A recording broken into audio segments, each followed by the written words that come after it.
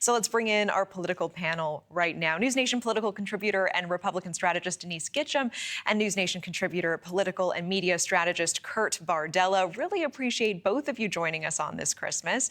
Kurt, why don't we start with you? There's been so much drama across the country on this issue. What's your assessment of where things stand now, and what will be the key states in this effort going forward? Well, it hasn't turned out to be the boon for Republicans that they hoped that it would be when they started this with the state of Texas. We have seen some of the states, actually Republican-led states, resist Donald Trump's effort to try to get them to do redistricting, like we saw in Indiana. And really with California, what Democrats did there to offset what happened in Texas, the net gain really isn't as much as I think Republicans had hoped for. And so again, it's like a lot of energy, a lot of oxygen, a lot of fighting, and not a whole lot of result, which makes you question, was it really worth it in the first place? And I just happen to believe in general, on principle, voters should decide politicians. Politicians shouldn't decide their voters. Denise, I see you nodding here. Was this all worth it? At the end of the day, it's a Pyrrhic victory no matter which side, wins this race to the bottom. And the reason Kurt and I agree on this issue is because we're more about right versus wrong than right versus left. We can sit on opposite sides of the aisle and still recognize something is wrong because it actually, in fact, is. If you look at even the comments made by politicians that are now pushing redistricting, you can see that they were against it before they were for it in this highly politicized environment where everyone's just trying to win at any cost. And the cost at the end of the day, which we all know is true, is undermining faith of Americans in our political system, which we can hardly afford to have any lowering of. So, if I had one Christmas wish this year, it would be that we would stop this sort of politics. I don't see any end to it, but I can always be optimistic. Wow. And Kurt, you're in Texas. This kind of triggered this whole battle, hoping to add about 5 districts friendly to Republicans there. When the dust settles, do you think it will have been a good move for them?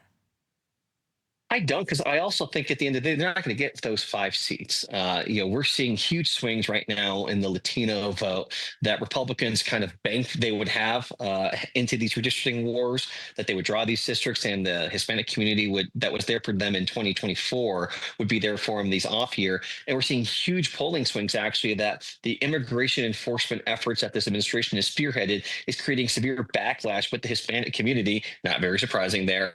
And so some of these seats that they drew, they may not actually end up winning either, which is why, again, I go back to, I don't think that it was going to be worth the political capital, the pressure, the energy, the oxygen spent on this. And I think voters in general, even if they might like the district they're in, they don't like the process being meddled with this way. And Denise is absolutely right.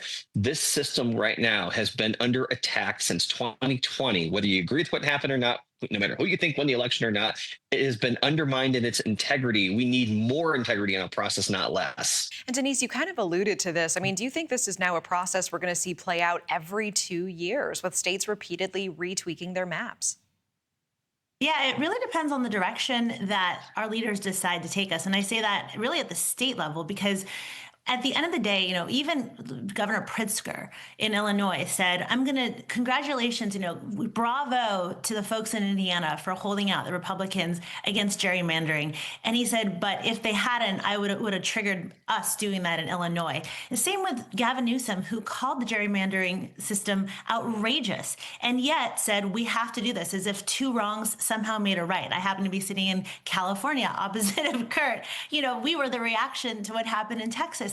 And so I don't really know where this ends until we have some more moral clarity amongst our leaders, the people that we choose to elect. Because if the way that's happening in California is that Republicans like me, we comprise about 40% of the vote at the end of the day. At every election, that's about where we end up.